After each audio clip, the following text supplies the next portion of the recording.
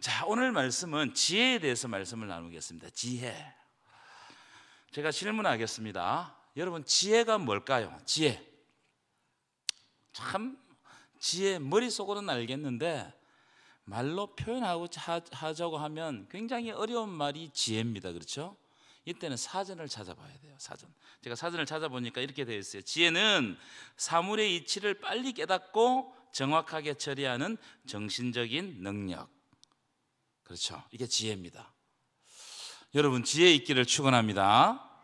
우리말로는 뭐라고 이야기하느냐? 슬기라고 이야기한대요. 그래서 지혜 있는 사람은 슬기로운 사람이다. 그래서 참 슬기로운 사람을 찾아보기가 힘든데 참 슬기로운 사람이 되면 공동체에 꼭 필요한 사람이 되는 겁니다.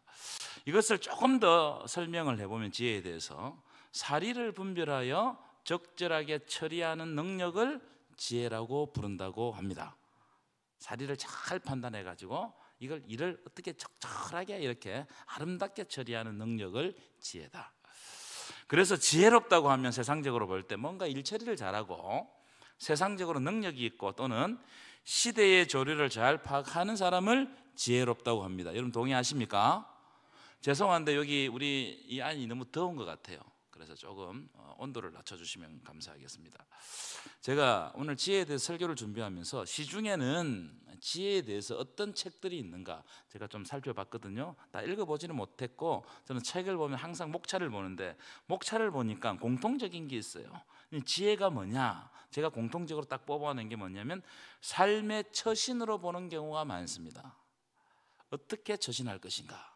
그렇죠? 우리 지혜로운 사람은 처신을 잘하는 사람이 지혜로운 사람이죠. 그래서 처신을 잘해서 어떻게 하면 성공하고 어떻게 하면 남들에게 인정받는가, 이런 류를 지혜라고 책에서는 그렇게 많이 기록을 해놓은 것 같습니다. 성경에서도 지혜를 처신으로 보는 경우가 종종 있어요.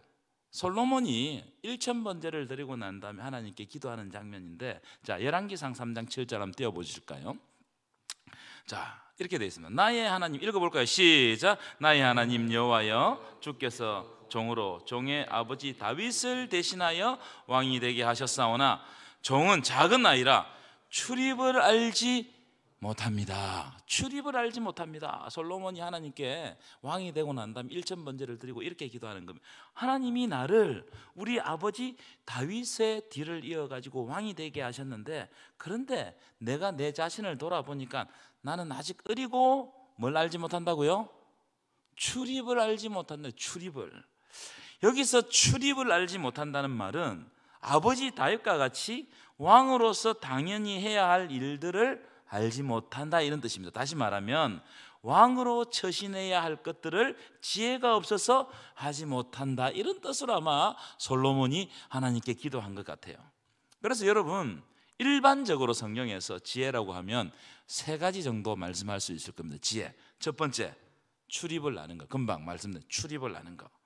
여기서 출입은 당연히 해야 할 일을 감당하는 능력이나 판단을 말하는 겁니다. 그래서 출입을 아는 것은 굉장히 중요합니다. 우리들에게 맡겨주신 직분에 맞게 출입하는 것, 이건 굉장히 중요해요. 두 번째, 앉고 일어섬을 아는 것. 그렇죠? 하나님, 우리의 앉고 일어섬을 알게 하여 주옵소서. 앉을 때 앉고 일어설 때 일어설 줄 알아야 된다, 이 말이에요. 이 말은 아까 앞에서 말한 출입과 비슷한 말이기도 하면서도 약간 달라요. 이 말은 나의 신분과 위치를 정확하게 파악하고 나의 신분과 위치에 맞게 걸맞게 행동하는 것을 말합니다. 그래서 내가 어디에 있는가, 지금 나는 누구인가, 여기에 걸맞는 행동을 하는 겁니다. 목사는 목사로서의 삶을 살아가는 거예요. 그렇죠? 성도는 성도의 삶을 살아가는 거, 이걸 이야기하는 겁니다. 세 번째 지혜는 성경에서 뭐라고 이야기하는 것 같느냐 하면은 말을 어떻게 할 것인가, 굉장히 중요해요. 그렇죠? 필요한 말을 적절하게 하는 거, 이 지혜로운 겁니다. 하지 말아야 될 말은 어떻게 하는 거요? 절제하는 거. 우리 절제가 잘 안 되죠. 절제하는 거, 이게 지혜예요. 그리고 여기 잠언도 보면 그렇고 전도서도 그렇고 이 말에 대한 이야기들이 굉장히 많이 나와요. 지혜에 관련해가지고 말에 대한 이야기들이 굉장히 많이 나옵니다. 그래서 어리석은 사람은 말을 함부로 해버리는 사람이에요. 이런 이야기들을 하는 겁니다. 자, 이런 것들은 성경에서 일반적으로 쓰이는 지혜다는 거예요. 지혜. 여러분 이해하셨어요? 이런 지혜의 한 텀이 있어요. 자, 그럼 지혜 문서라고 불리는 잠언서에 쓰는 지혜에 대해서 어떻게 말하는가? 이게 오늘 말씀의 본론입니다. 여러분, 잠언서에서 지혜가 몇 번 등장할까요? 몇 번? 우리 유련 집사님, 지혜가 몇 번 정도 등장할까요? 유추해 보세요. 어렵게 하지 않겠습니다. 123번 등장합니다. 123번. 그러면 잠언서가 몇 장까지 있죠? 네, 어렵게 하지 않겠습니다. 31장까지 있어요. 그러면요, 이 지혜라는 말이 한 장에 몇 번 나온단 말이에요? 8번 정도 나온단 말이에요. 그렇죠? 여러분, 한 장에 지혜라는 말이 8번 나온다는 것은 어마어마하게 반복이 많이 되는 겁니다. 그래서 지혜의 문서, 잠언서를 지혜 문서라고 그러는 거예요. 자, 그런데 잠언서에는 지혜만 나오는 것이 아니고 지혜가 나오면서 함께 쓰이는 단어들이 막 더 같이 나옵니다. 어떤, 이를테면 이런 것들이에요. 명철, 지혜 똑같은 이야기죠, 그죠? 훈계, 슬기, 지식, 교훈, 현숙함, 이런 것들은 다 지혜와 관련된 단어들이에요. 그래서 이 단어들을 다 합치면 잠언서에 등장하는 지혜는 무궁무진해요. 그러니까 모든 것이 지혜에 초점을 맞추고 이 잠언의 이 내용을 기록하고 있다고 봐도 틀린 말이 아니다는 겁니다.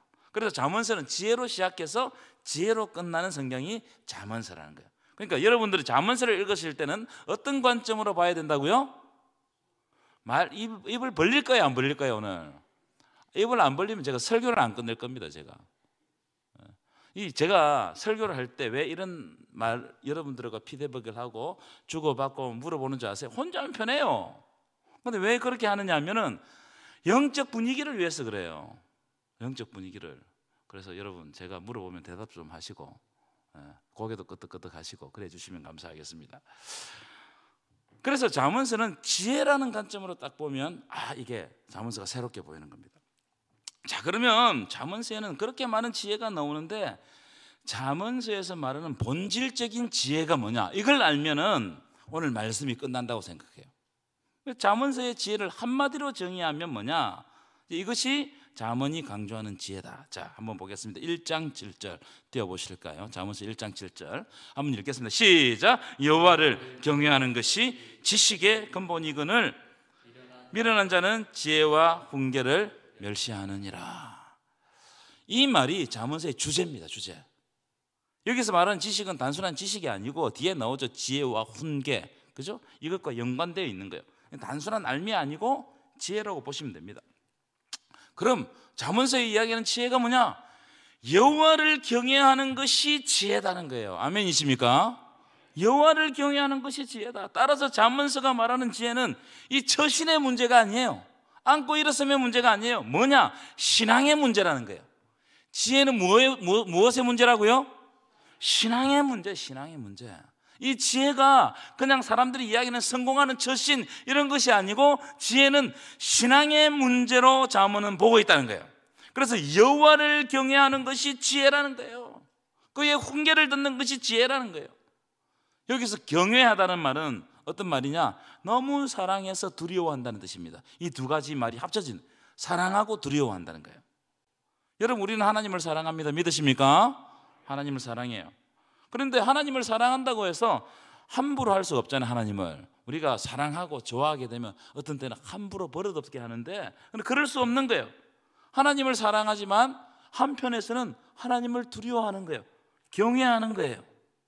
그래서 우리가 예배를 드리는 것 아니겠어요?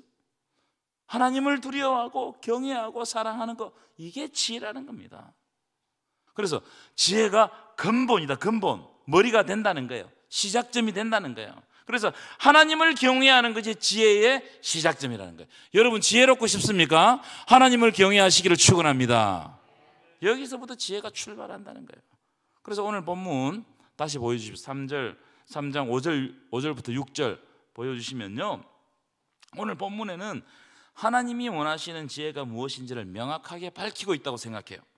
저는 이 시간에 참 지혜가 무엇인지 잠언서를 쭉 살펴보면 한 열 몇 가지를 뽑을 수 있지만 오늘 본문만 딱 한정해서 세 가지만 말씀드리고 말씀을 맺도록 하겠습니다. 첫째, 지혜가 뭐냐?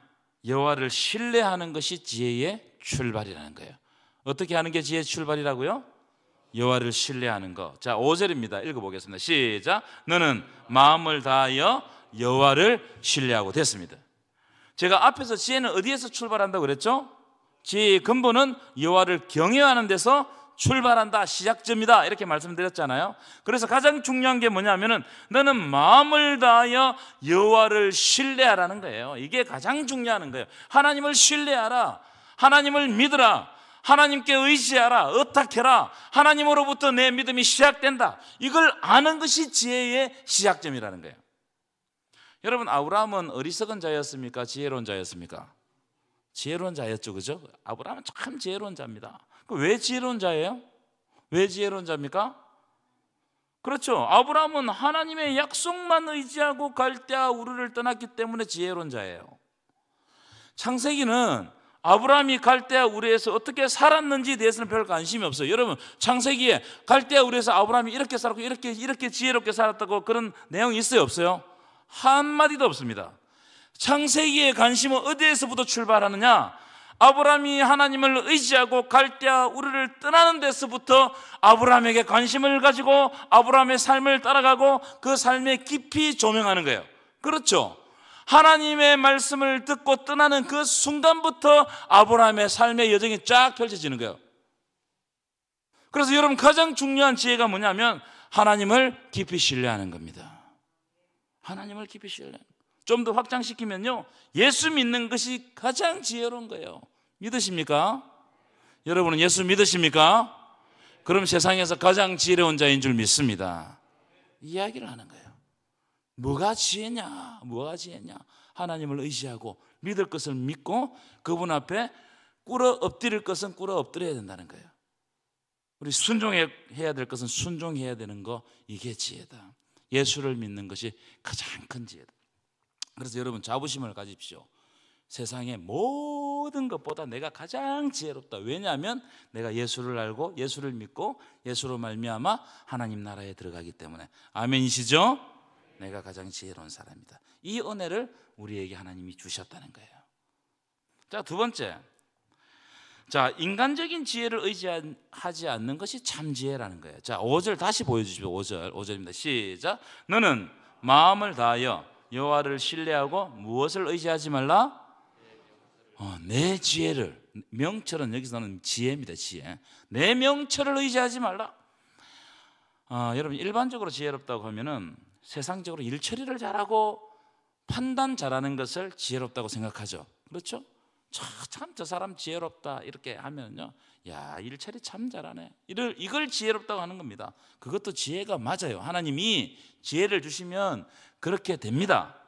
그런데 잠언이 말하는 본질적인 지혜는 그게 아니라는 겁니다. 잠언이 말하는 지혜는 내 판단을 내려놓는 거예요. 하나님의 판단을 의지하는 거예요. 그냥 내 판단을 내려놓고 하나님을 깊이 신뢰함으로 하나님이 주시는 판단에 의지해서 살아가는 걸 말하는 겁니다. 이게 지혜라는 겁니다. 예수님이 어리석은 부자에 대해서 말씀을 하셨는데 여러분 잘 아시는 말씀입니다. 어리석은 부자가 자기를 위해서 열심히 일했어요. 열심히 일했어요. 여러분, 열심히 일하는 것은 지혜로운 겁니까? 어리석은 겁니까? 말을 해봐요. 지혜로운 거예요. 그렇죠? 그래서 소출이 풍성해졌습니다. 소출이 풍성해지니까 이 사람 참 세상적으로 지혜롭게 농사를 잘 지은 거예요. 성경에서도 개미에게 가서 지혜를 배우라 이렇게 말씀하셨거든요. 그래서 이 부자가 얼마나 지혜롭게 농사를 잘 지었는지 곡식이 쌀 꽃이 없을 만큼 농사를 잘 지은 거예요. 얼마나 지혜로운 거예요. 그러니까 자기 자신에게 위로하는 말을 합니다. 내가 곡식을 쌓아둘 곳이 없으니 뭘 지어야 돼요? 곡간을 크게 짓고 내 물건들을 거기에다 쌓아놓고, 당연하죠. 안 그러면 밖에 놔두면 누가 다 들고 가버리는데 썩든지 할 거 아니에요. 그래서 곡간을 크게 짓고 이렇게 내 영혼아 평안히 쉬고 먹고 즐기자 이렇게 이야기했다는 거예요. 여러분, 그렇게 할 수 있습니까? 없습니까? 그게 지혜로운 거예요? 아닌 거예요? 지혜로운 거죠. 노후를 준비하고 이게 지혜로운 겁니다. 그런데 그때 하나님이 뭐라고 말씀하죠? 오늘 밤에 네 영혼을 도로 찾으리니 네 쌓은 것이 누구의 것이 되겠느냐. 이럴 때 보면 하나님이 좀 이상해요. 칭찬해 줘야 되는데 내 영혼을 도로 찾아버리면 이 쌓은 것이 누가 되겠느냐. 다시 묻겠습니다. 제가 예수님이 이 사람을 지혜롭다고 말합니까? 어리석다고 말합니까? 어리석다고 말한다는 거예요. 하나님의 관점이 좀 달라요. 우리의 지혜의 관점과 하나님이 보시는 지혜의 관점이 다르단 말이에요. 왜냐하면 자기 지혜로 자기를 책임지려고 하는 것은 지혜가 아니라고 성경은 말하고 있어요. 여러분, 나의 지혜로 나를 책임질 수 있습니까? 여러분 생명 책임질 수 있어요? 여러분 건강 책임질 수 있어요? 여러분의 모든 삶을 책임질 수 있습니까? 여러분이 지금까지 여러분의 지혜로 여러분이 되고 싶은 대로 되었으면, 계획대로 되었으면 여기 앉아 있을 분이 아무도 없을 거예요. 안 된단 말이에요. 안 된단 말이에요. 될 듯 하면서 잘 안 돼요. 내가 나를 책임질 수 없단 말이에요. 결국 그 끝에는 뭐가 있어요? 죽음이 있습니다. 여기에는 내가 아무리 해도 책임질 수 없습니다. 안 되는 거예요. 자, 예수님이 이 사람에 대해서 이야기하는데 그 말씀이 나오기 전에 뭐라고 말씀하시느냐. 자, 누가복음 12장 4절부터 7절 보실 텐데, 자 4절 띄워보실 거예요. 4절부터. 자, 제가 읽어드리겠습니다. 내가 내 친구에게, 예수님이 우리를 친구라고 말씀하셨어요. 너희에게 말하노니 몸을 죽이고 그 후에는 능히 더 못하는 자들을 두려워하지 말라. 이 무슨 말이에요? 몸을 죽이고 육체적으로 고통을 주는 이 세상의 주관자들을 두려워하지 말라는 거예요. 말라는 거예요. 왜냐하면 그들은 기껏해야 육적인 목숨만 앗아갈 뿐이라는 거예요. 자, 그럼 누구를 두려워해야 하는 거예요? 5절, 우리 큰소리 읽어볼까요? 5절 시작. 마땅히 두려워할 자를 내가 너희에게 보이리니 곧 죽인 후에 또한 지옥불에 던져 넣는 권세 있는 그를 두려워하라. 아멘이십니까? 누구를 두려워하라는 거예요? 네 영혼을 지옥에 던질 권세가 있는 분을 두려워해야 하는 거예요. 이걸 아는 것이 지혜라는 거예요. 여러분, 이걸 아는 것이 지혜다. 이 놀라운 말씀 아닙니까? 이 지혜에 대해서 뭘 보여주고 있는 겁니까? 여러분, 내 생명을 정말로 영원 속으로 가져가실, 하나님 나라로 데려가실 그분 속에 있는 것이 지혜다, 이 말이에요. 이 말이에요. 6절도 읽어봐요. 6절입니다. 6절. 참 이 말씀 은혜스러워요. 함께 읽겠습니다. 시작. 참새 5마리가 두 아사리온에 편리는 것이 아니하나 그러나 하나님 앞에는 그 하나도, 자, 참새 5마리가 두 아사리온. 그러면 한 아사리온에 몇 마리죠? 네? 한 아사리온 몇 마리예요? 2마리예요. 근데 두 아사리온을 주면 한 마리 더 끼워서 5마리 주는 거예요. 이해하셨어요? 이 무슨 말이냐면 하나님 명령 없이는 참새 한 마리도 죽지 않는다는 거예요. 하나님 명령 없이는. 여러분, 이 세상을 주관하시는 주권자는 하나님이시다. 아멘이십니까? 그런데 너희는 도대체 누구를 두려워하고 있나? 예수님 그걸 물어보고 있는 거예요. 너희는 누구를 두려워하느냐 말이에요. 누구를 두려워하느냐. 자, 7절 함께 읽겠습니다. 시작. 너희에게는 심지어 머리털까지도 다 세신 바 되었나니 두려워하지 말라. 너희는 많은 참새보다 더 귀하니라. 아멘이십니까? 여러분, 하나님 우리를 다 아신다는 겁니다. 머리털까지 세신 바 된다는 말은 우리의 크고 작은 일들을 다 알고 계신다. 우리의 속마음을 다 알고 계시고 내가 무엇을 하고자 하는지 다 알고 계시고 우리의 기도 제목을 다 알고 계신다는 거예요. 그래서 하나님을 두려워하고 네가 가진 명철, 네가 가진 지혜를 의지하지 말라. 여러분, 오늘 말씀을 듣고 여러분의 지혜를 내려놓고 하나님을 두려워하고 하나님을 의지하시는 저와 여러분 되시기를 간절히 축원합니다.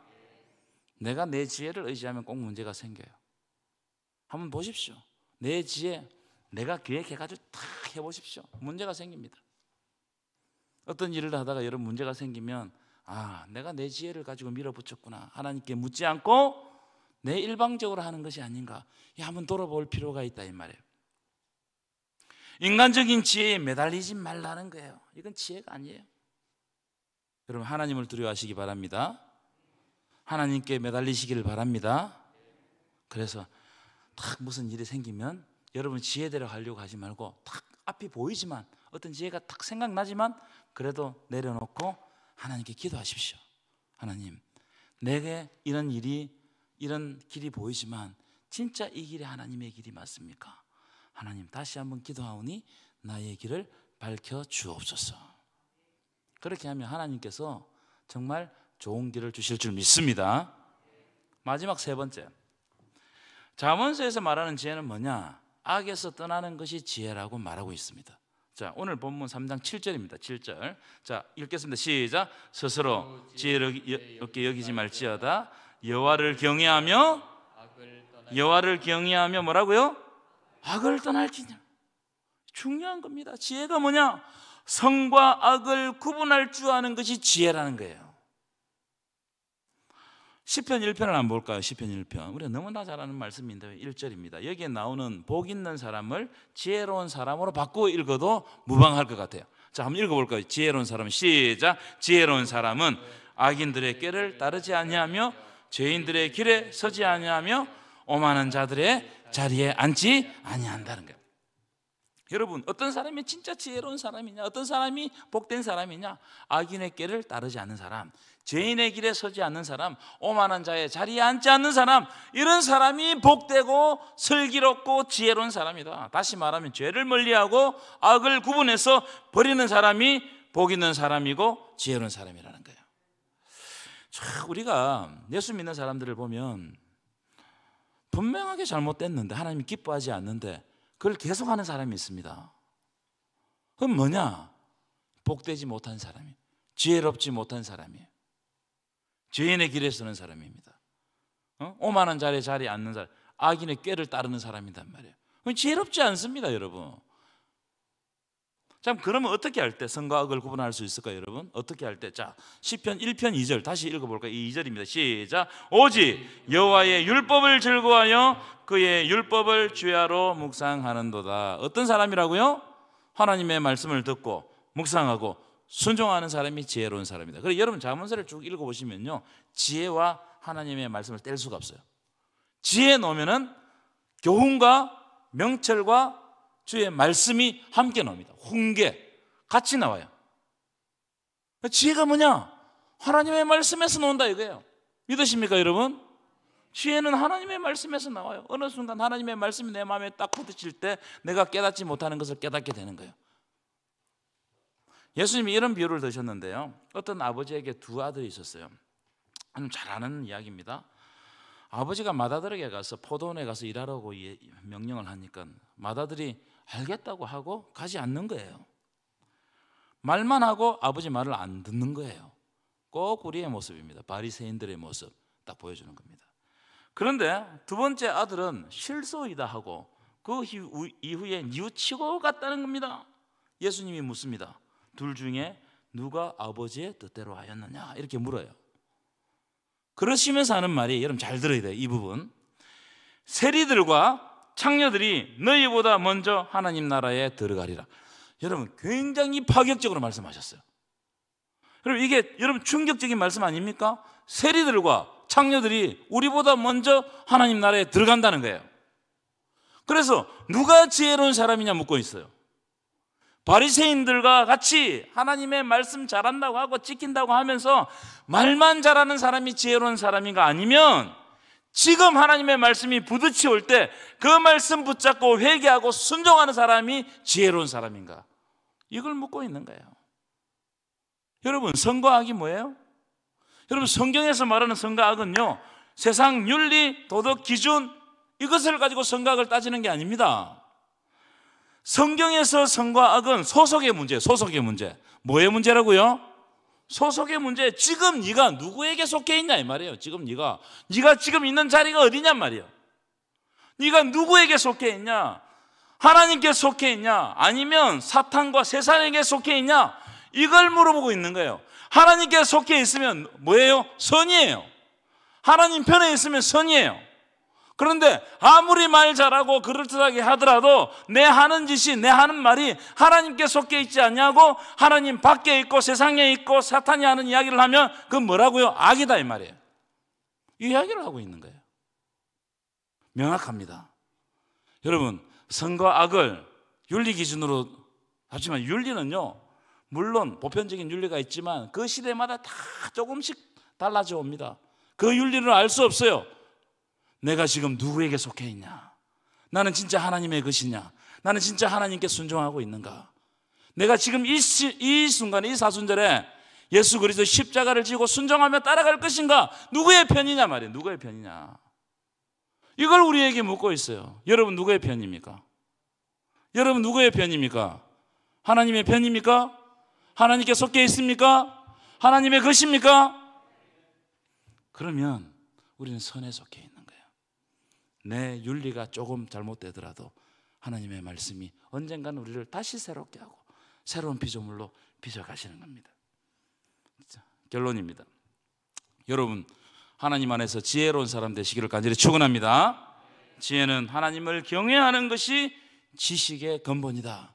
지혜의 근본이라고 말씀하셨으니 하나님을 경외함으로 지혜로운 자들 되시기를 간절히 축원합니다.